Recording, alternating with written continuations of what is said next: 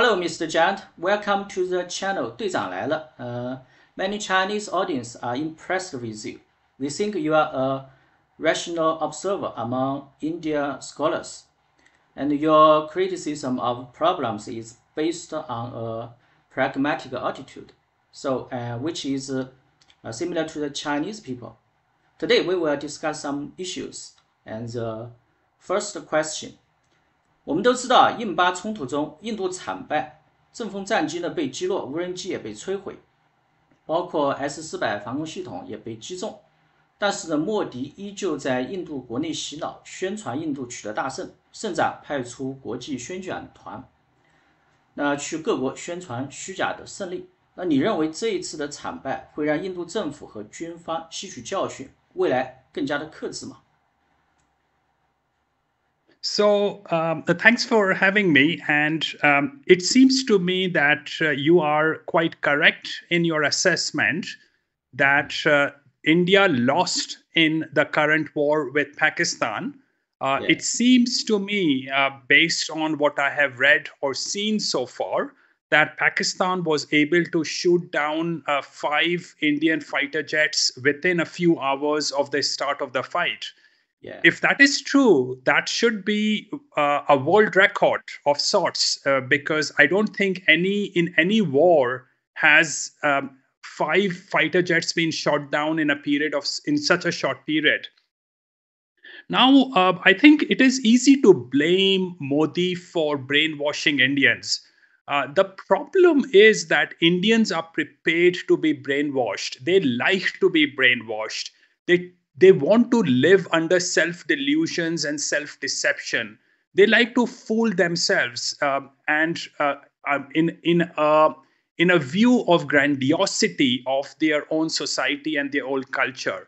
So the problem starts with Indians themselves. It is indeed a problem with Modi. Modi is a psychopath. Modi is a low IQ street goon who has got elevated into a position of power because of Indian democracy. Democracy at a federal level is anti-meritocratic, and it leads to masses voting for the biggest demagogue possible into position of power. And that is what Modi is. Modi has no mind of his own. He's merely doing what the people of India want him to do, which is demagoguery, and to enable self-delusion and self-deception among Indians. Okay. The second question. 如果你是中国人，为中国政府工作的学者，你觉得应该采取什么样的方式才能彻底解决印度带来的战略隐患？那现在呢，如果有2个选择，一个是充满善意，加强合作，帮助印度人提高教育水平和工业化水平，通过帮助印度来化解矛盾。那另一个是选择强硬的态度，支持印度的分离势力，让印度呢解体，就像苏联一样分成不同的小国。那你认为哪一种方式更加的务实？ Well, so if I had to advise the Chinese government on how to deal with India, really they have to understand that goodwill does not work on India. India has no friends in the neighborhood. There's not one country which has a friendly relationship with India. India has problems with Pakistan. India has problems with China. It has problems with Bangladesh. It has problems with Maldives. It has problems with Sri Lanka. It has problems with Myanmar. So it fights with everyone. It wants to bully any country that is in a weaker situation. And in fact, if I read the history right, India wanted to bully China when China was facing civil issues in the 50s and 60s. So India will bully anyone it wants to. It does not understand the concept of goodwill and friendship and the concept of sitting down to sort out problems. Now, there are problems between India and China. There are border problems, and I think it should be possible to sit down peacefully and sort those out. The reason is very simple, that a lot of area that is disputed between India and China are areas which were historically no man's land, which meant that they were parts of no country. They were areas which were not owned by any country. And as a result, you have no other option but to sit down and negotiate. But Indian approach is that India will not give an inch of its land to China or Pakistan. Now, it does not work when you don't even know who owns what in that area. Now, can you help India with education and industrialization? No, it does not work. The issue is that as an Indian passport holder, one can walk into the Chinese embassy in New Delhi and get a visa right away to come to China. If you want to go to India tomorrow, you cannot go to India because you will not be given a visa. And if you want a special status visa to go to India, wherever you will go, a whole team of police will come and go and interrogate the people you are going to visit in India. So that is how controlled India is. So India does not want friendship. Indian government does not want friendship because Indian government does not want Indians to develop a positive opinion of China. Now, I have been coming to China for the last 18 years now, and I have been to smaller cities, smaller towns in China. Indian government does not want Indians to experience how rapidly China has changed and developed, has become such a nicer place to live in. So India does not want want Indians to face that experience. Now, so I wouldn't be surprised if China wants to equip Pakistan militarily to make sure that there's a proxy war continues between Pakistan and India to keep China away from a direct war with India. So unfortunately, I don't have a solution to the problem, but the problem is that there is no solution to this problem. Indians do not want peace. And in fact, it's the same thing with Pakistanis as well. They do not want peace. They enjoy fighting. They enjoy the rush, the mental rush, the adrenaline rush they get from hating other people. So these people will always fight with you. You have no other option. Now, if China participated in destabilizing India, the problem is that a destabilized India will be worse for India than a stable, chaotic India, because at least you can control refugee inflow into China. What can you do if tomorrow 100 million people try to cross the border from India to China? If India falls apart, it will be a crisis for China. Now, I know you may have a great armed forces, but great armed forces only work as long as you're fighting with armed forces. If you have 100 million people trying to cross the border, you are in deep trouble. So my guess is that Chinese government should want to not destabilize India, but at the same time make sure that the borders are properly protected, because once the borders are, once people can start crossing in, and India will get destabilized, India will fall apart into smaller countries. India will have a lot of problems in the future. So China has to protect itself rather than participate in creating more of the same problems. Yeah. Okay. The next question. 那印度人一直对于自己非常的自信，甚至认为军事和经济力量超越了中国。同时呢，一些游客到了印度之后被肮脏混乱和各种欺骗来折磨。他们就说呢，我已经来到了印度了，所以你不需要再来。那这种极度糟糕的现实中，却产生了精神层面的极度自信。那这种自信更多的是来自于哪里呢？ So I initially used two words, self-delusion and self-deception, that Indians suffer from. And I think people should really study that subject, because India is a neighboring country and you have to understand how the minds of Indians work. These are extraordinarily deluded people. They are it is very badly deceived people, and that is what the nature of existence of Indians is. So there's no running away from that.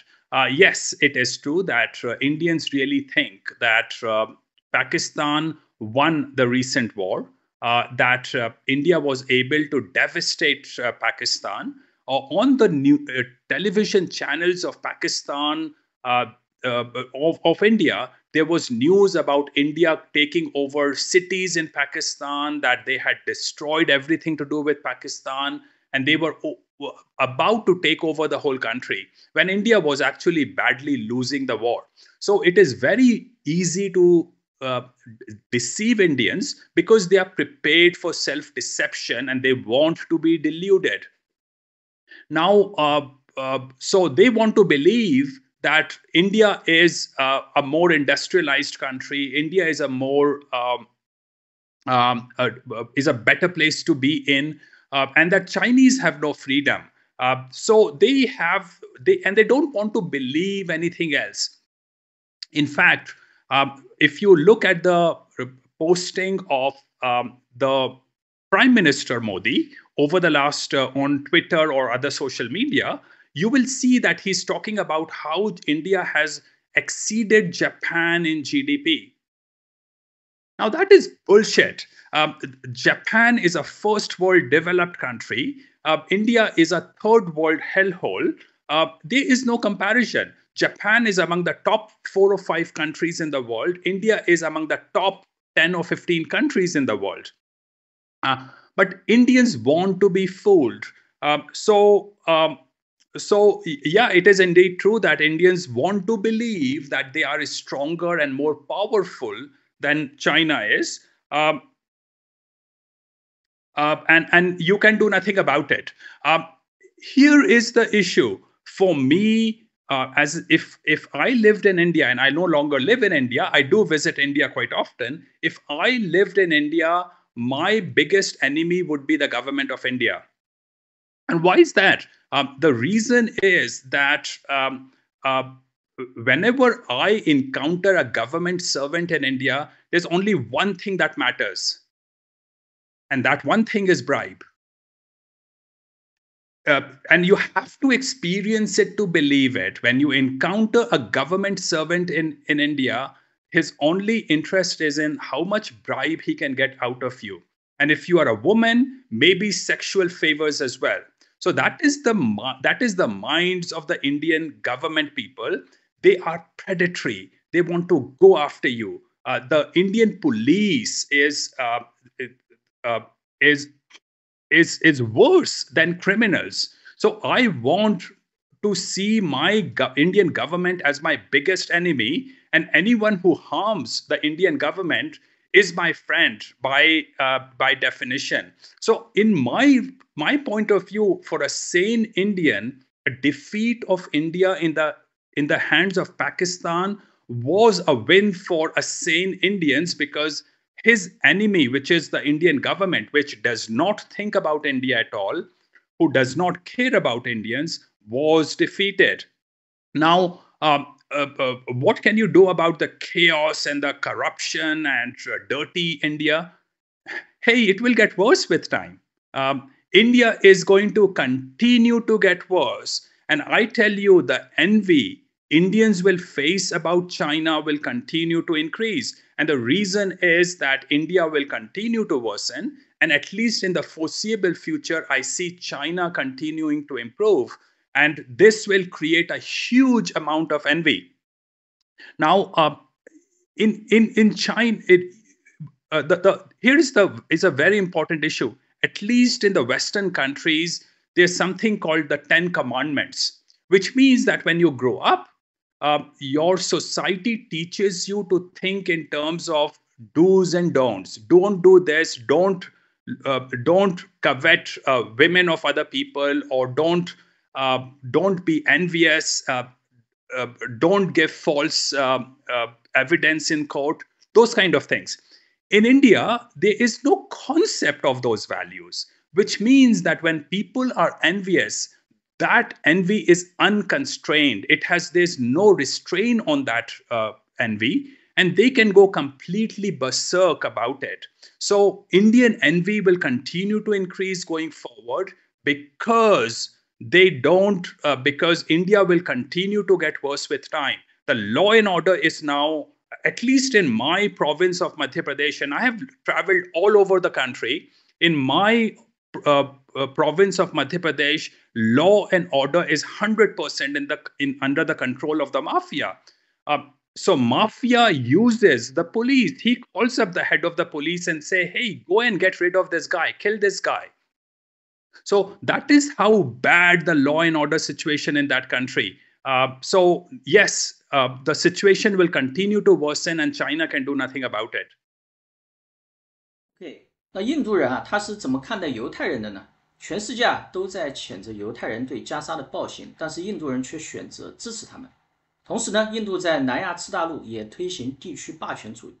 这些行为背后的逻辑，那究竟是单纯的基于对付伊斯兰国家相同的地缘处境，还是说来自于更加深入的，源自于印度教和犹太教本身的排他性和扩张性的基因？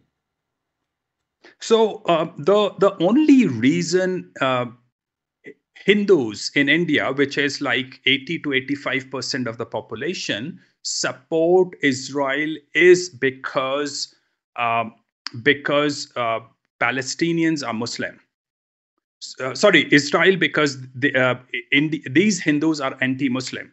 So that is the sole purpose behind their motivation to support Israel. Now, I tell you, I am in favor of Israel. I think Israel has to do what it is doing because it has not been able to sort out the Palestinian problem.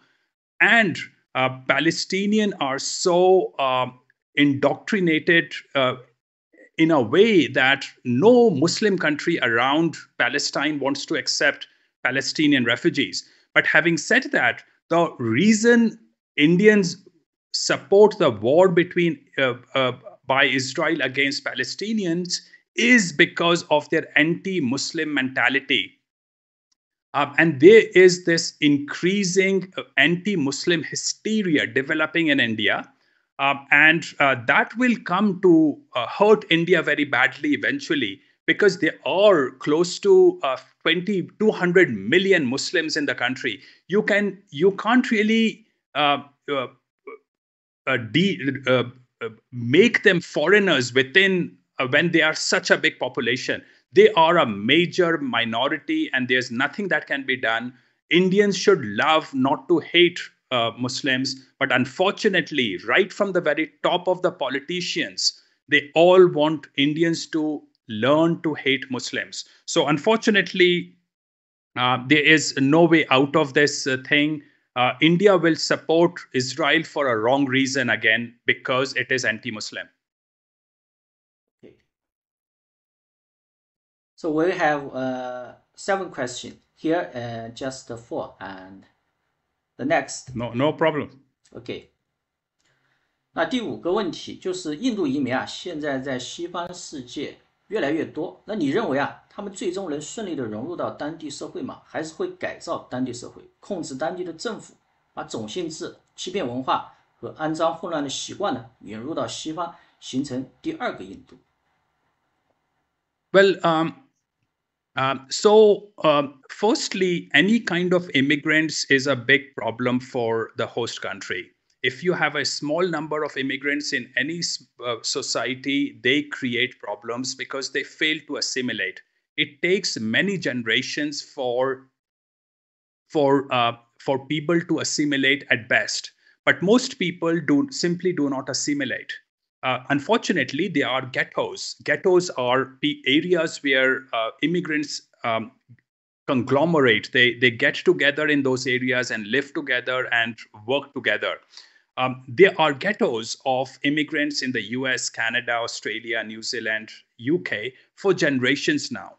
So these people refuse to get assimilated, particularly the people from the third world. And the reason is that the third world countries are hellholes because of the kind of people they have in those third world countries. So you have to be very careful bringing in immigrants from South Asia, Sub-Saharan Africa, or even from Latin America, because these are the people who created the hellholes that they left behind, and they have now arrived into the Western countries. They will not assimilate, and they will convert the Western society into third world countries. So you are 100% correct. Indians will not assimilate, but it's not just about Indians. Most people, most immigrants will not assimilate into the West. Most immigrants from the third world countries, and 90% of immigrants who come to the Western world today are from the third world. So, unfortunately, there's a huge problem with immigration in the Western world, and I guarantee you this will destroy the Western society. And I feel very sad for America. I live in America. I love that country. But unfortunately, and it's a great country. It's by, in my view, the best country on the planet. But unfortunately, within the next 2 decades, it will get destroyed because of third world people. And this is where I always congratulate Far East Asian countries, Korea, Japan, China, and Taiwan, Hong Kong, and Singapore, for not bringing in immigrants, because these countries are completely closed for immigrants. If you come as a refugee to China or to Singapore, you get into serious trouble. Whereas if you come as a refugee to the United Kingdom or Canada, they welcome you. They come and hug you. They give you a lot of money. They give you 5-star hotels. They give you all that you want. So one great thing Far East Asian countries have done is that they do not accept people from the third world. 现在全球的经济形势都不太好，全球化正在被破坏。那川普也在打关税战，中国呢也面临了很多的压力和困难。很多中国人对于未来呢是很悲观的。那你除了是一个地缘政治的观察者之外呢，更是一个非常厉害的投资者。从你的角度去观察，那今天的中国更像是上个世纪30年代的美国，还是上个世纪90年代的日本？ So I have spent a lot of time in China recently, and I meet a lot of young Chinese people. And Chinese are very worried about the future. There is an economic problem in China. There is unemployment in China. But here is the issue. Always it is the smart people, the intelligent people who are worried about the future. People who are not very intelligent do not care. They don't worry about the future. So the thing is that irrespective of what happens to China, Chinese will always be paranoid. So is the case with Western people. Western people are paranoid because they are intelligent, smart people, and intelligent, smart people worry about the future. As a result, they are always paranoid. That said, China does have an economic problem. And when you ask whether China is the Japan of 1980s or 90s or the US of 1930s, my mind, my experience, what I have seen in China, and I'm talking about months of traveling in China over this year, my view is that China is not the Japan of 1980s. China is very likely the US of 1930s. China, in my view, will continue to grow and continue to improve because, firstly, I see virtually no civil conflicts in China. I see a government that works reasonably well, and I see, at least as a foreigner, I see a social stability which tells me that China will continue to grow. Now, yes, the current tariff war will be a problem for China because China supplies, depending on how you calculate, anything between 10 to 20% of its exports to the USA. It, I think, directly supplies 10% of its exports to the USA and 10% of its exports to the USA via Mexico, Hong Kong, or other countries. So China will suffer if the tariff war continues, but but I really, really hope that China and the US somehow learn to work together. I love both these countries. I feel great in the US, living in the US. It's a lovely country with lovely people. And I have similar experiences in China. These are both rational people and both people who have commonality of values. I think they should learn to work together rather than fight with each other. I don't see a war ever happening between China and the US because both are rational people.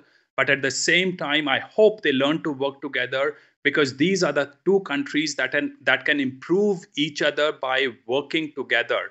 But here is the problem: governments become scared. It is not about the people. After a certain level, governments become scared of what is happening in the economies and societies of other countries.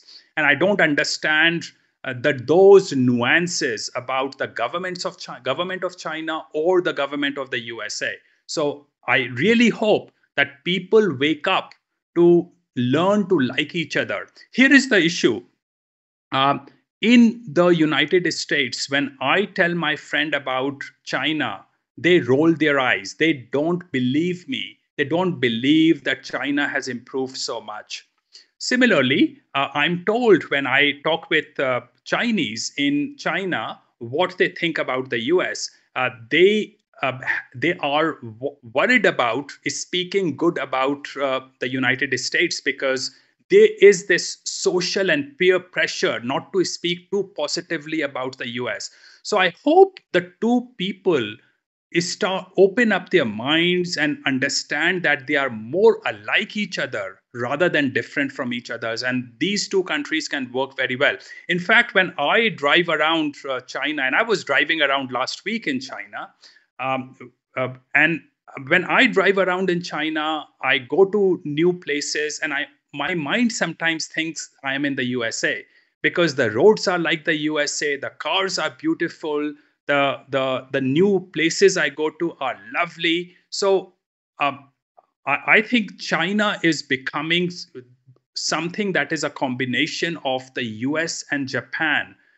So because Japan does not have wide roads, Japan is not all that big a country. So I see China more like the USA of 1930s. But again, you have to be very careful because there is something called a term called growth panic, and when societies change, they create a lot of internal stresses, and things can blow up at any point of time. So people have to be very careful, governments have to be very careful that they continue this economic improvement of China. 那最后一个问题啊，你对于印度的观察呢，一直以来啊都是非常的客观，而且直言不讳。这种有别于一般印度人的独特且深刻的这种思考是怎么形成的呢？My dad used to run one of the most important printing presses in central province of India, in the city called Bhopal, which is the capital city of Madhya Pradesh, whose population was about 120 million people, which by itself would be the biggest country in European Union. So my dad ran a printing press there, and I used to work with him from very early times. I think I was 4, 5 years old when I was already working with him. The people who came to my dad's printing press were all politicians. So I have known these people very closely. Also, I was able to go to a Catholic school, and fortunately, for several reasons, I was able to develop an independent way of thinking. And I think one of the key reason is my dad, because he ran his own business, he ran a printing press, and when you run a business, you have to understand causality, you have to understand feedback. You cannot fool yourself. I can't fool myself thinking that, hey, I'm running a business, I'm becoming a billionaire. No, if your company is losing money, you are going to go bankrupt. So because that objectivity was inculcated in me because of working with my dad, and my dad was among the most honest people I have ever met in my life. So that taught me to think independently, because again, it's a country where I have not encountered another honest person. So I think that helped create an independent thinking in me. But then I went to live in the United Kingdom and Canada, and I tell you, these are people who have a lot of virtues, who speak the truth, and who are tolerant, who are compassionate, who want to help other people. So I was able to improve on a lot of my ways of thinking once I started living in the UK and then in Canada. Uh, okay, we are glad to invite Mr. Jayant to share his views with us from the perspective of a professional observer of India. A very good opportunity for Chinese audience. Thank you, Mr. Jayant. That's all for today's video. Goodbye. Thank you very much for the opportunity. Okay.